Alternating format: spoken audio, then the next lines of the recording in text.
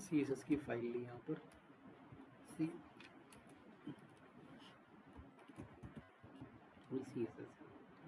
CSS को attach कर दिया यहाँ पर लिंक, इधर ही लगेगी CSS लिंक CSS और file name is link CSS।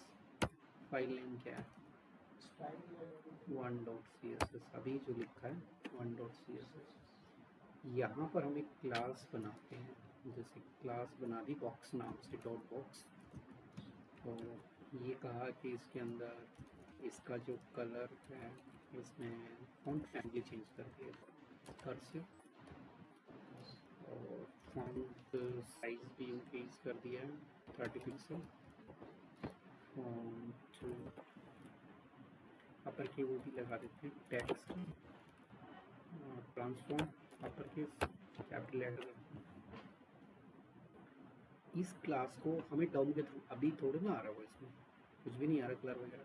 जैसे मैं इस पर क्लिक करता हूँ कलर वगैरह आ रहे नहीं आ रहे, हमें कलर्स चाहिए इसके। कलर्स अगर हमें चाहिए तो जब क्लिक करें तब अप्लाई होने चाहिए।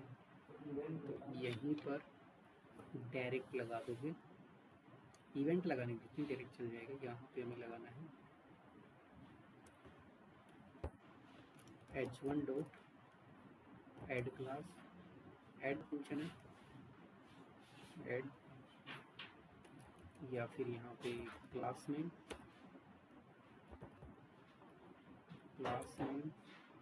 डॉट ऐड, वेम फंक्शन होना चाहिए। ऐड और रिमूव दो क्लासेस हैं, एक बार चेक करते हैं ऐड और कौन सी क्लास ऐड करनी है। यहाँ पर क्या नाम है इसका, डॉट बॉक्स, तो मैं इधर ऐड कर देता हूँ dot box.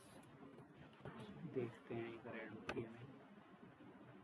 h1 dot class name dot add is not a function thing for class list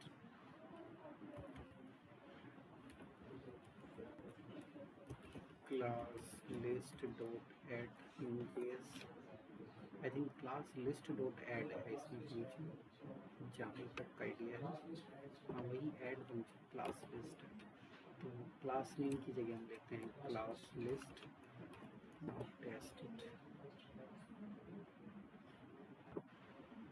ये अप्लाई एरर नहीं आई पर अप्लाई नहीं हुआ है ना, तो डॉट लगाने की जरूरत नहीं है क्योंकि क्लास लिस्ट लिखा है तो डॉट नहीं लगेगा। अब चल गई डॉट इसलिए लगा क्योंकि पहले ही हमने इसमें लगा दी ना क्लास लिस्ट।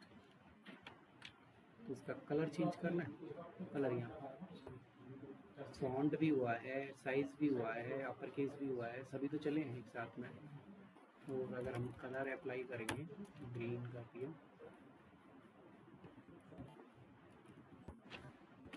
तो कलर भी हो गया इसका। देखो जब मैं इस पर क्लिक करूँगा तो कलर भी आएगा। तो ये क्लास हमने किसके थ्रू ऐड की है, डॉम के थ्रू, डायरेक्ट नहीं लगी कि डॉम अप्लाई हुआ तब, तो क्लास को रिमूव भी किया जा सकता है। ठीक है, क्लास जब रिमूव करेंगे तो रिमूव क्लास लिखेंगे, कुछ भी अप्लाई कर सकते हैं वो सब चलेंगे। हाँ, तो डोम में फंक्शंस होते हैं ऐसे, जैसे create element, class append child. इस तरह से क्रिएट एलिमेंट है, ऐसे ही हमारे पास अगर हमें क्लास ऐड करनी है तो इसमें और भी फंक्शन होंगे, जैसे कोई टेबल बनानी है तो टेबल के भी सेम वही फंक्शन है क्रिएट।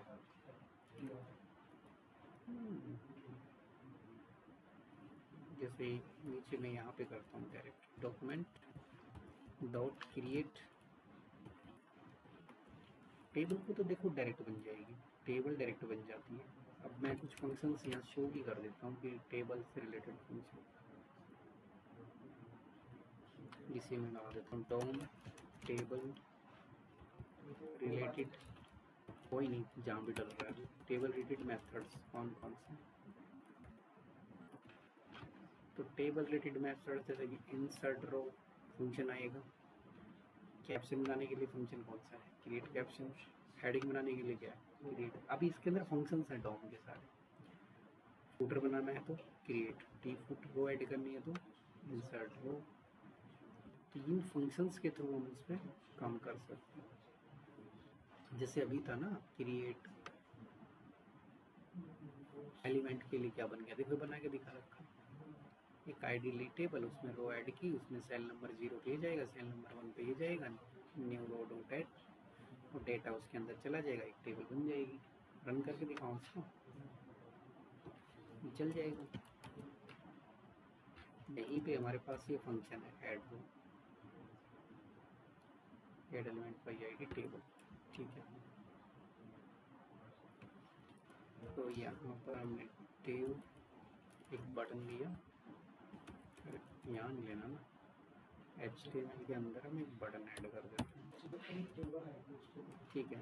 तो मैंने लिया ऐड टेबल, यहाँ पे कॉल किसको कर लेंगे, ऑन क्लिक पे, क्या नाम है इसका, ऐड रो, यही मेथड है, रो तो उसको नहीं करना। चलो उसको डायरेक्ट एग्जीक्यूट करके देखते हैं, बट आईडी भी तो है ना इसमें, डिव, इसकी जो आईडी है माई टेबल, बाकी तो ठीक है सब कुछ, कैपिटल। टेबल को चेक करते हैं, तो add table, dot insert row is not function, अब कहाँ रह गया, document dot get element by ID my table, ID का नाम क्या है, किसमें, नहीं वो इंसर्ट सेल है, तो ये तो सेल हो गया ना, वो रो है, उससे नहीं इफेक्ट पड़ेगा इसमें, इस लाइन को फिर कट करके बाहर कर लेते हैं।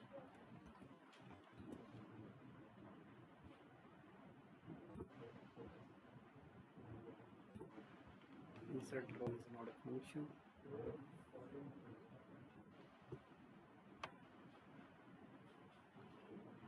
या तो टेबल,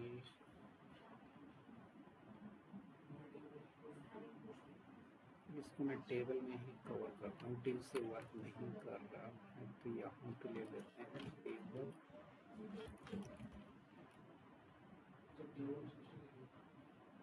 टेबल ले लेते हैं, क्या कोई प्रॉब्लम तो है नहीं। टेबल की आईडी क्या है, MYTABL, MYTABL, gate element by ID, ठीक है। लेट टेबल, वर्क तो करना चाहिए इसमें, आ गया, ठीक है। बॉक्स उसमें हमने बनाया नहीं है, बॉर्डर वगैरह यहाँ ऐड कर सकते हैं, तो यहीं पे मैं बॉर्डर लिख देता हूँ 1, तो अब बॉर्डर भी आ जाएगा, ठीक है। दो यही तो लिखा था इसमें, क्या लिखा हुआ है, न्यू सेल 1, न्यू सेल 2, यहाँ तो कुछ भी लिख सकते हो।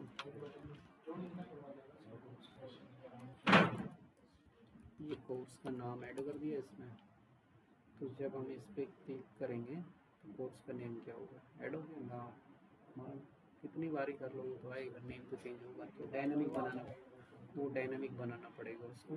तो ये ठीक है, डॉम हमारा ऐसे काम करता है, डॉक्यूमेंट ऑब्जेक्ट मोड, इसमें इनबिल्ट फंक्शंस हैं, मोस्टली जो यूज होने वाले वही हैं कि अपेंड चाइल्ड, टैग के अंदर टैग ऐड करना है, कुछ नहीं होता, रिएक्ट के अंदर डायरेक्ट JSX का कॉन्सेप्ट चलता है, JSX के थ्रू सब कुछ ऐड होता है, JSX जावास्क्रिप्ट एक्सएमएल चलता है उसमें, तो उसमें ये काम आसान हो जाता है। किसके थ्रू करना है वैलिडेट, जावास्क्रिप्ट के थ्रू करना, पहले डेटा सेंड करना पड़ेगा, जावास्क्रिप्ट लगेगा तो वो कहीं पे जाएगा, तो मैं पूछ रहा हूँ कि जैसे हम कहीं भेज रहे हैं तो कौन सा डेटाबेस उसके साथ कैपिटेबल है, मतलब मोंगोडीबी कैसे बताओगे, किसमें, रिएक्ट में कोई भी लगा सकते हो, मार्केट के अंदर मोंगोडीबी भी चल जाएगा, MySQL भी चल जाएगा, PostgreSQL भी चल जाएगा, तो डेटाबेस की कनेक्टिविटी है, कोई भी कर सकता है, मतलब कोई ऐसा नहीं है कि ये नहीं जगह नहीं, ऐसा बिल्कुल नहीं, किसी में भी ऐसा नहीं, इसका नाम मार में है तो मुझे मोंगोडीबी ही कनेक्ट करके चलाना है, एसक्यूएल कनेक्ट करोगे वो भी हो जाएगा, पोस्ट शुरू करोगे वो भी चलेगा। कनेक्टिविटी कनेक्शन का सेटअप करना पड़ता है, चल जाता है डेटा बेस को। ठीक है, कंपनी कौन सा यूज़ कर रही है उस पर डिपेंड करता है। हाँ, वो सब टाइप स्क्रिप्ट के साथ हो जाता है।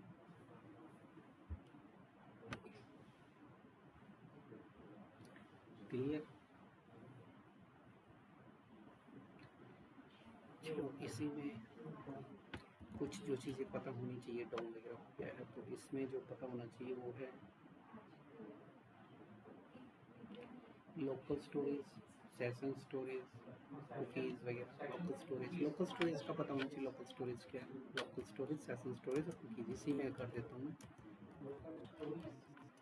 सेशन स्टोरेज सुना होगा, ये नाम आएगा, अभी मैं इसको ऐड करके दिखाऊंगा। Local storage, session storage and cookies.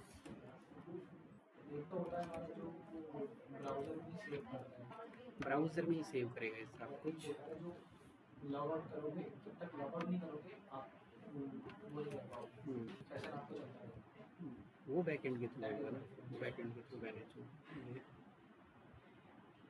तो लोकल स्टोरेज का कॉन्सेप्ट क्या है? देखो, लोकल स्टोरेज, सेशन स्टोरेज कहाँ मिलेगा? इसमें एप्लीकेशंस में जाओ, यहाँ पर ही सेशन स्टोरेज, कुकीज़ भी यहाँ पे, सब यहीं पे मिलेगा। एप्लीकेशन में local storage, session storage and cookies.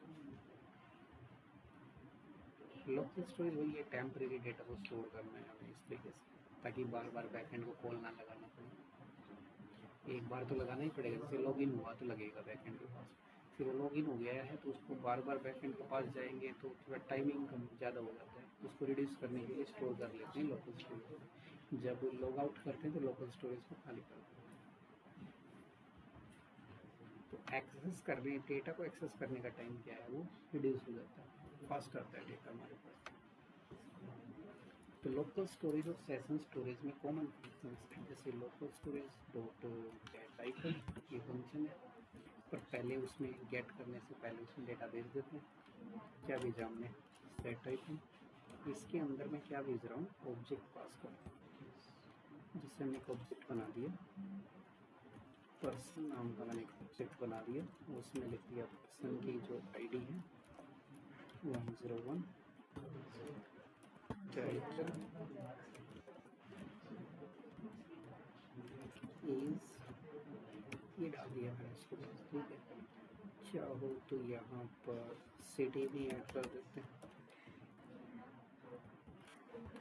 ये ऑब्जेक्ट है, इस डेटा को हमें कहाँ भेजना है?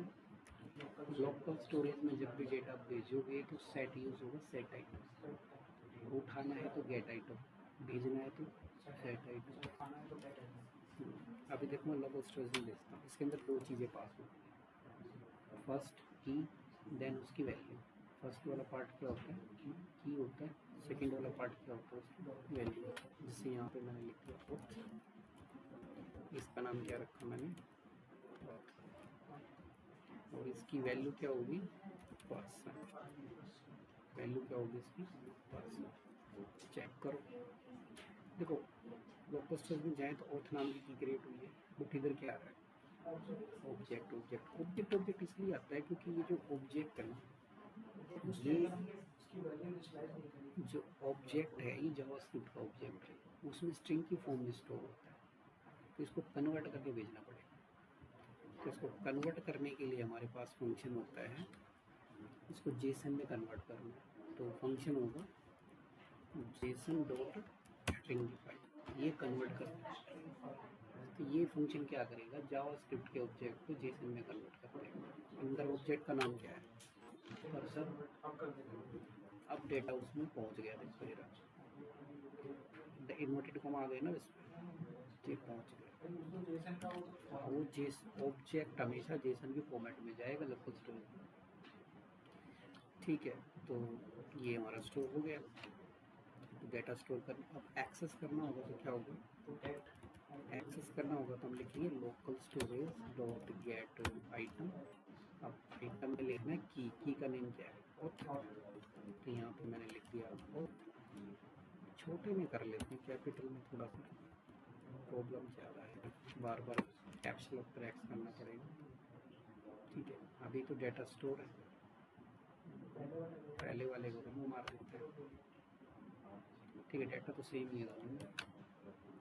तो इसको एक्सेस करेंगे और इसको हम स्टोर कर लेते हैं रिजल्ट के अंदर। और जब इसको कंसोल कराओगे,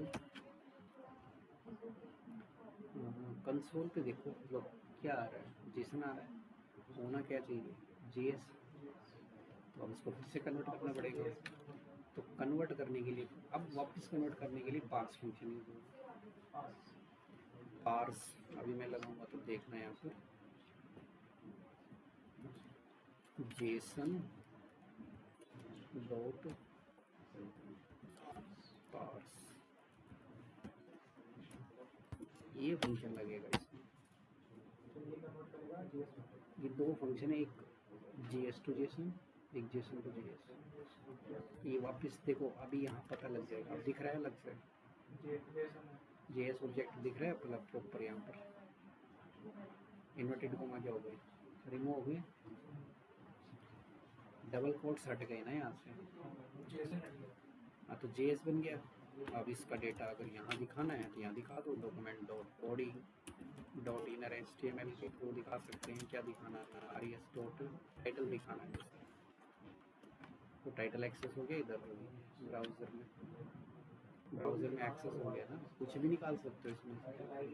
टाइटल है तो मुझे सिटी दिखाना है, हाँ सिटी निकालना है तो मैं सिटी दिखा सकता हूँ। ठीक है, एक ही दिखाएगा, वो तो डॉम लगाओ उसके थ्रू दिखा दो। ये तो मैंने डायरेक्ट निकाला है, ऐसे नहीं आएगा, पर्सन लिख दोगे काम चलेगा, ऐसे नहीं आएगा। पर्सन तो नाम ही नहीं है उसका, किस नाम से स्टोर होगा वो, लोकल स्टोरेज में पर्सन नाम से कहाँ से, लोकल स्टोरेज पर्सन नाम है ही नहीं, तो वही ना। ठीक है, लोकल स्टोरेज में पर्सन काम नहीं करेगा, वो एरर दे देगा, उसको पता ही नहीं पर्सन कौन है, तो उसको क्या पता पर्सन कौन है, इसका नाम पर्सन थोड़े ना है। ठीक है, तो मैंने एक डेटा वहाँ पर दिखाया, सारा भी देख सकते हो, यहाँ पे तुम प्लस लगा देना वो भी दिख जाएगा। ठीक है, पुणे है तो वैसे मैं नीचे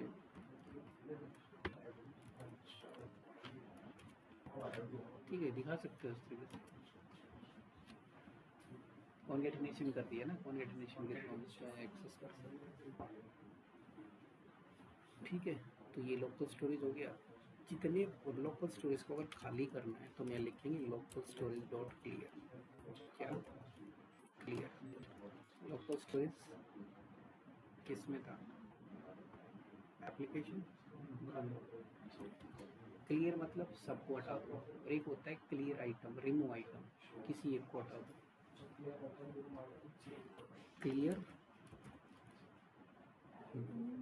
local storage dot remove item.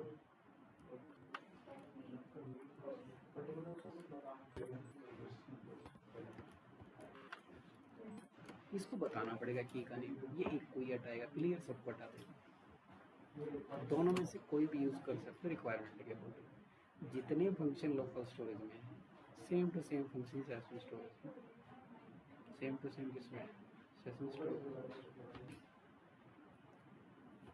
तो यहाँ लिख सकते हो लोकल स्टोरेज क्या था, सेशन स्टोरेज। अब उसमें बताने की इतनी ज़रूरत है नहीं, जैसे वो था वही session storage dot set item.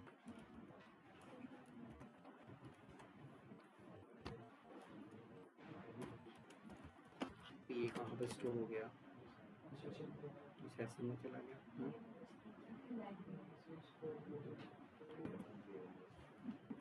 ठीक लिखा है ना, session storage dot set item, ठीक तो लिखा है।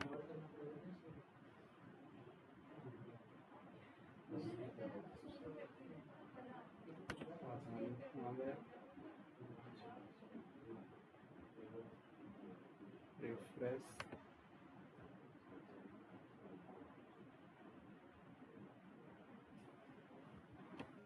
स्पेलिंग क्या है, इसको मैं कमेंट करता हूँ थोड़ी देर के लिए। Session storage dot set item name and value आ गया। थोड़ा रिफ्रेश करने में टाइम ले रहा है, आ गया। फिर रिमूव भी वही कर सकते हैं, set item, gate item, same है सारे। ला सकते हैं। लोकल स्टोरेज के अंदर कुकीज़ को अगर कर रहे हैं तो कुकीज़ मिलेगा document dot cookies. Temporary storage के लिए होते हैं कुकीज़ भी बैकएंड से ही सेट होते हैं ऐसे प्रॉपर। यहाँ मैं लिख देता हूँ नेम, ठीक है, सेमी को एक कुकी बनेगा यहाँ पर। कुकीज़ के अंदर देखोगे फिर से रिफ्रेश करना पड़ेगा।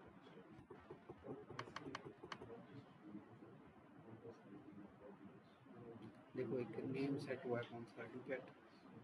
यहाँ पे उसका टाइमिंग वगैरह पता होगा कि कुकीज़ कब एक्सपायर होगा, डोमेन नेम उसका क्या है, एक्सपायर कब होने वाला है। सेशन, सेशन मतलब जैसे ही टैब क्लोज होगा एक्सपायर होगा। ठीक है, तो ये चीज़ें इसमें बता दी।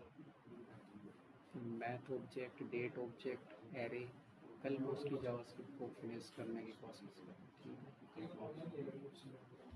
हाँ तुम बता दो।